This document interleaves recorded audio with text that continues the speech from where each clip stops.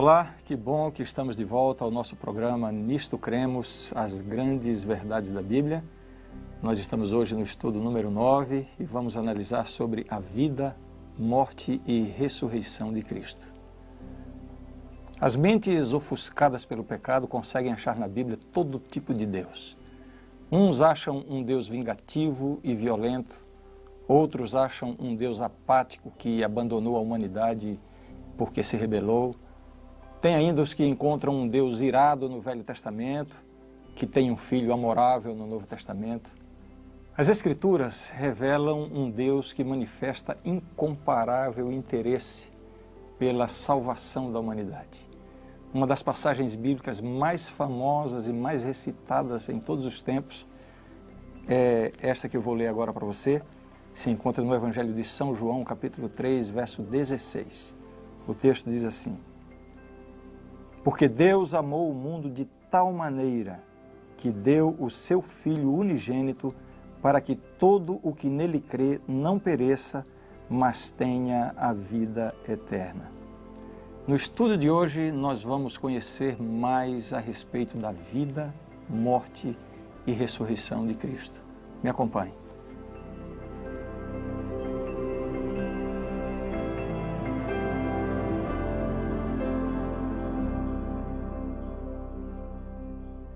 A Bíblia revela que Jesus é o Cordeiro que foi morto desde a fundação do mundo. Veja só esse texto.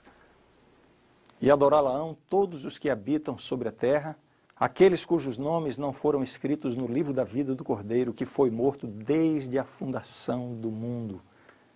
Quando Adão e Eva pecaram, Deus tomou a iniciativa de procurá-los com uma oferta de salvação.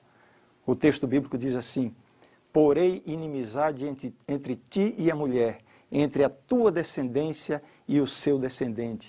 Este te ferirá a cabeça e tu lhe ferirás o calcanhar. Aqui está a primeira grande promessa do Evangelho, já lá no livro de Gênesis, Deus prometendo um descendente da mulher que feriria a cabeça da serpente, do diabo, aquele que trouxe o pecado para a existência humana. O que vemos em Deus é uma inigualável mescla de graça e justiça, uma plena disposição de perdoar, com decidida indisposição de ignorar a culpa. Parece um dilema. Por um lado, Deus não pode simplesmente menosprezar a gravidade do pecado e fazer de conta que não houve transgressão.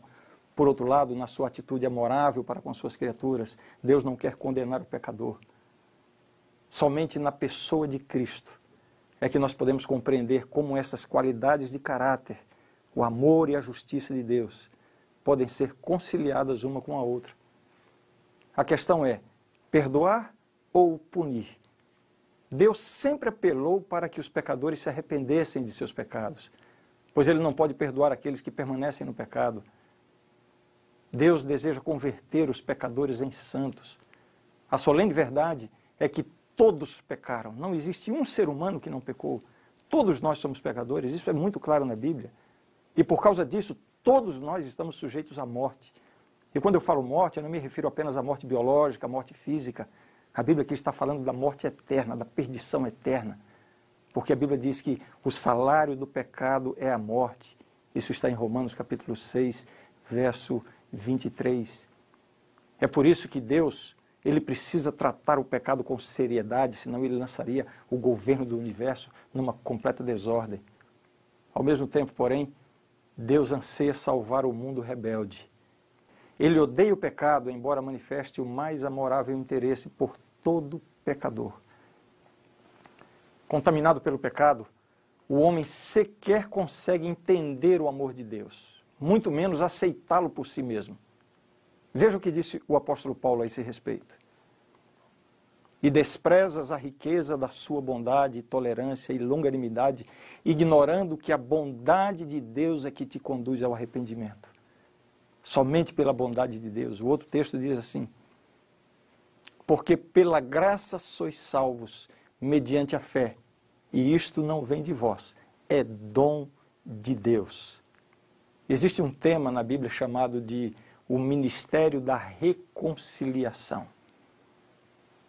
2 Coríntios capítulo 5, 19 nos apresenta da seguinte forma: a saber, que Deus estava em Cristo reconciliando consigo o mundo, não imputando aos homens as suas transgressões, e nos confiou a palavra da reconciliação. O processo de reconciliação tem sido associado com o termo expiação. Esse é um termo na teologia que denota apropriadamente um estado de reconciliação que põe fim a um estado de desestabilização das relações. Foi isso que Jesus alcançou com a sua morte na cruz. A reconciliação do homem com Deus. Mas o significado da palavra expiação vai além. Você deve conhecer um pouco a respeito do ritual do santuário lá no Antigo Testamento. Como é que funcionava toda aquela economia religiosa do povo judaico. Uma explicação rápida. Funcionava mais ou menos assim. Um pecador israelita cometia um pecado. Ao cometer um pecado, ele se sentia culpado, né? Era lançada sobre ele a culpa pelo pecado. Então, para obter o perdão do pecado, era necessário que ele pegasse um cordeiro do seu rebanho, conduzisse esse animal até o sacerdote, lá no templo, lá no santuário. E então, ele deveria confessar o seu pecado com as mãos impostas sobre a cabeça do animal. Nisso havia um simbolismo, ele estava simbolicamente transferindo o seu pecado para o animal. Em seguida, ele precisava matar o animal. Vejam que coisa dramática. O pecador tinha que sentir que uma vítima inocente, que não tinha nada a ver com o pecado dele, estava ali recebendo o pecado dele e morrendo por isso. Em seguida, o sacerdote pegava um pouco do sangue desse animal, levava para dentro do santuário e aspergia o sangue lá dentro. Então, vemos nesse cerimonial duas dimensões do ministério de Cristo. Todo esse cerimonial simbólico.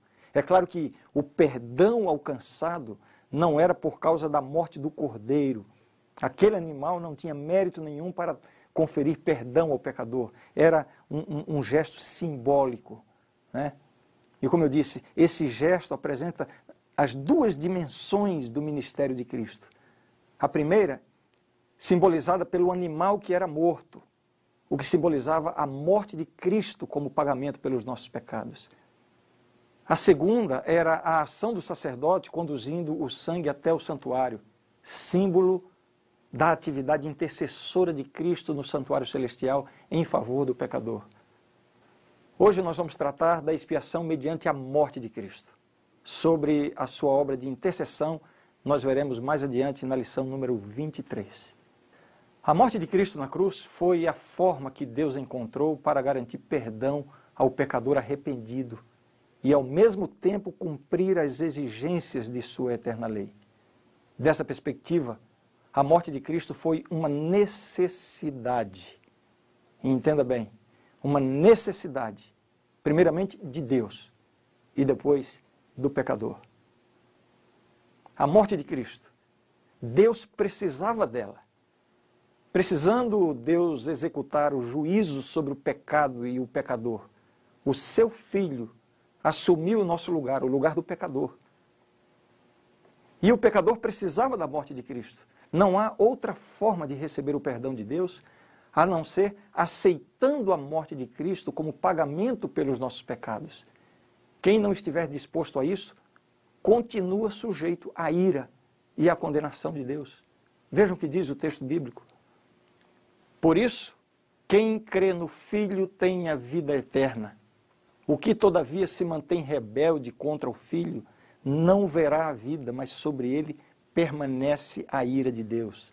São João, capítulo 3, verso 36. Quais são os efeitos da morte de Cristo?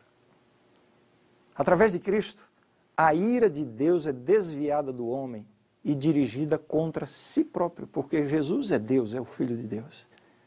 Deus aceitou a Cristo como representante do homem e divino substituto que recebeu a condenação pelo pecado. Através do sacrifício de Cristo, o pecado é expiado ou remido. O pecador experimenta perdão, remoção da culpa pessoal e purificação do pecado. Por intermédio de sua morte, Cristo rompeu o domínio do pecado, extinguiu a escravidão espiritual e removeu a condenação e a maldição da lei e ainda tornou disponível aos pecadores arrependidos a vida eterna. A humanidade passa a ser novamente propriedade de Deus. Assim, fica claro que Jesus morreu por causa dos nossos pecados. É isso que nos ensina a Bíblia. Isaías, o profeta Isaías, nessa passagem belíssima das Escrituras, que é o capítulo 53 do profeta Isaías, ele diz assim: mas ele foi traspassado pelas nossas transgressões e moído pelas nossas iniquidades. O castigo que nos traz a paz estava sobre ele, e pelas suas pisaduras fomos sarados. Todos nós andávamos desgarrados como ovelhas, cada um se desviava pelo caminho, mas o Senhor fez cair sobre ele a iniquidade de nós todos. Que passagem maravilhosa, que passagem extraordinária, que revela exatamente o que Jesus veio fazer aqui. O que Jesus fez na sua vida e na sua morte na cruz, e que foi simbolizado no Antigo Testamento por todo o ritual do santuário. No ritual do santuário, o pecado era transferido para o cordeiro, para o animal. Após a morte do animal, o sacerdote pegava um pouco do sangue e o aplicava ao santuário para que o perdão pudesse ser concedido. Bem, agora que entendemos um pouco mais a respeito da morte de Cristo, sua necessidade, Deus precisava dela, o pecador precisava dela, seus efeitos e sua causa, vamos ver um pouco agora sobre o que a Bíblia fala a respeito da vida de Jesus. Jesus viveu uma vida santa. E quando nos submetemos a Ele, nossa mente se torna uma com a mente dele. Os nossos pensamentos são levados, como a Bíblia diz, cativos a Ele. E vivemos assim a sua vida. Quando nos apresentamos a Deus em contrição, Ele não vê as impurezas do nosso coração, e sim a pureza formada pela perfeita obediência de Cristo à santa lei de Deus. A mera crença na cruz não é suficiente. Necessitamos também da vida perfeita de Cristo, do seu caráter de justiça. A sua morte só serviu como pagamento pelos pecados da humanidade porque a sua vida foi de perfeita obediência. Se Jesus não tivesse levado uma vida de perfeita obediência, atendendo a todos os reclamos da lei de Deus, obedecendo em tudo, a sua morte não teria tido sentido nenhum. Assim, ao aceitarmos a Jesus como Salvador, a sua obediência é creditada a nós aos olhos de Deus. Outro benefício da vida perfeita de Cristo é que ela nos oferece um modelo de como viver.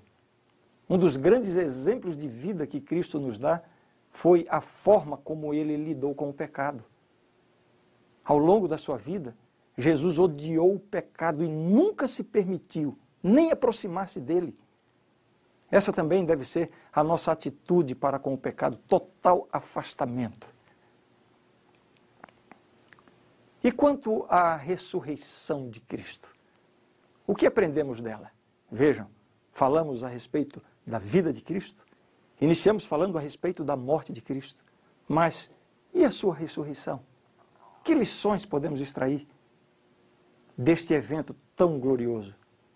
Veja, Jesus teve uma vida de perfeita obediência à lei de Deus. Foi completamente justo diante do Pai. Portanto, ele não merecia morrer. Porque a Bíblia diz, o salário do pecado é a morte. Jesus não teve pecado, não merecia morrer. Mas ele se ofereceu para morrer no lugar do pecador. Assim, quando nós o aceitamos, a sua perfeita justiça nos reveste, encobrindo os nossos pecados. Essa é a veste nupcial representada através da parábola. A sua morte substitui a morte do pecador. E a garantia de que tudo isso recebeu a aprovação do céu foi o fato de que Jesus ressuscitou dentre os mortos. Veja só quais são os resultados da ressurreição de Cristo. Em primeiro lugar, a ressurreição de Cristo nos dá a certeza da divindade de Jesus. Desse fato resulta o que podemos chamar de a completude do sacrifício. Em segundo lugar, a ressurreição de Cristo revela o início da obra intercessora de Jesus como o nosso mediador, na qualidade de Deus homem intercedendo por nós no céu. A ressurreição de Cristo nos dá a certeza do triunfo de Cristo, a vitória de Cristo sobre as forças do mal. A ressurreição de Cristo promove erguimento do cristianismo acima de qualquer outra religião, acima do judaísmo e das religiões pagãs do mundo mediterrâneo e de todas as outras. Jesus é um Deus vivo, o que o diferencia dos líderes de todas as outras grandes religiões do mundo. Em quinto lugar, a ressurreição de Cristo deu poder à pregação dos apóstolos. Eles pregavam sobre aquele que havia morrido e ressuscitado. Em sexto lugar, a ressurreição de Cristo autentica a fé do cristão. A Bíblia diz, se Cristo não ressuscitou, é vã a vossa fé. 1 Coríntios 15, verso 17. Portanto, a ressurreição de Cristo é o ponto culminante do seu ministério e da sua morte. E, finalmente, a ressurreição de Jesus confirma a realidade da vida após a sepultura e demonstra a confiabilidade das promessas de vida eterna nele, feitas por Deus. A sepultura não é o fim. A Bíblia assegura a ressurreição dos filhos de Deus na volta de Jesus, para que eles vivam eternamente com Ele. E isso só será possível porque Cristo venceu a morte. Como eu já disse, a grande diferença entre o cristianismo e todas as outras grandes religiões do mundo é que o fundador do cristianismo não ficou no túmulo, ele vive e reina para sempre. E o melhor de tudo, ele se oferece para viver no coração de todos os que o aceitam.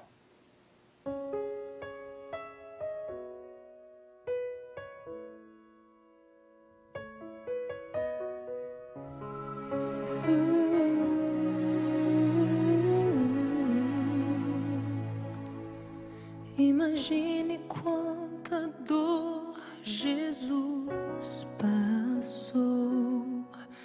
Imagine o seu rosto e seu olhar.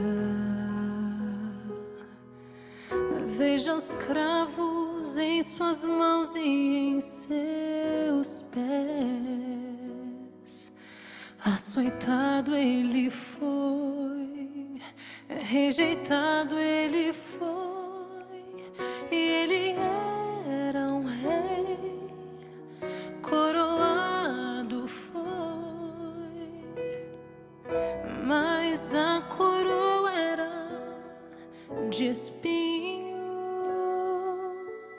Foi por amor, foi por amor que Jesus se entregou, que seu sangue jorrou. Foi por você, foi por você que ele o preço pagou e por amor nos salvou.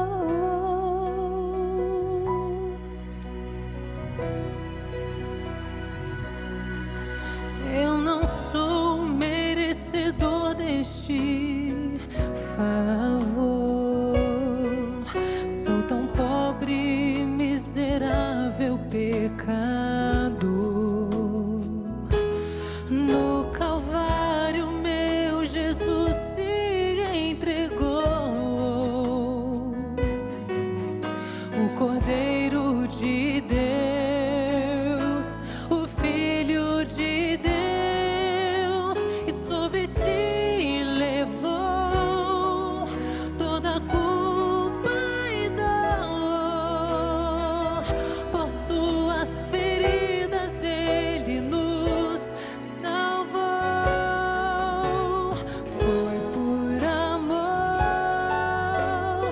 foi por amor que Jesus se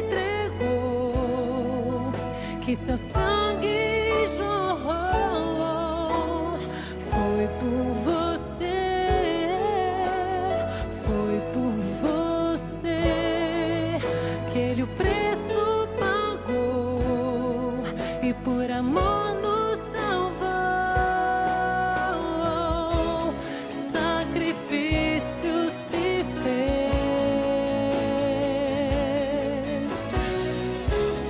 aceitou morrer em nosso lugar. Foi por amor, foi por amor e foi por você.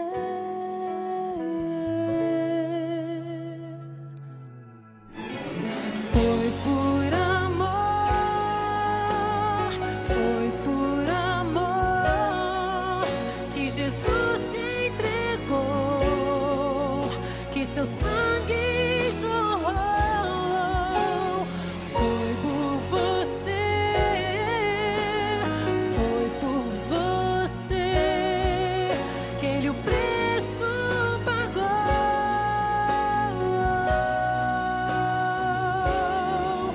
Por amor nos salvou.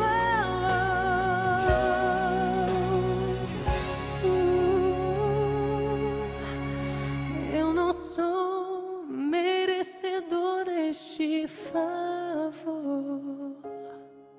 Mesmo assim, Jesus me aceita com amor.